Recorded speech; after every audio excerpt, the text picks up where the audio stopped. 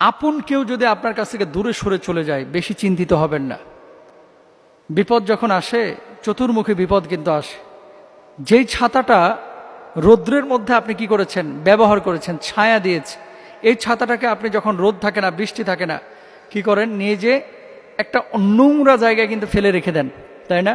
তো যখন আপনার প্রয়োজন ছিল আপনাকে অনেকে ব্যবহার করেছে, এখন আপনার প্রয়োজন নাই, তাই আপনাকে এখন দূরে ঠেলে দিয়েছে। পৃথিবীর বুকে কখনো আপন কেউ যদি আপনার থেকে দূরে সরে যায়, হতাশ হবেন না, নিরাশ হবেন না। সব মানুষ যদি আপনাকে ঠগায়, আল্লাহ আপনাকে ঠগাবেন না। সুতরাং শুধু মানুষের জন্য কোনো কাজ করলে প্রতিদান আল্লাহর কাছে আশা করবেন। মানুষের জন্য কোনো কাজ করলে আশা করবেন প্রতিদান একমাত্র আল্লাহর কাছে, কোনো মানুষের কাছে না। এই পৃথিবীর বুকে কোনো মানুষ আপনাকে সন্তুষ্ট করতে পারবে না। সাময়িকভাবে মানুষ আনন্দ দিতে পারবে, কিন্তু সন্তুষ্ট একমাত্র আল্লাহকে আপনি করতে পারবেন, আল্লাহ আপনাকে করতে পারবে। আল্লাহর পেছনে বেশি সময় দেন।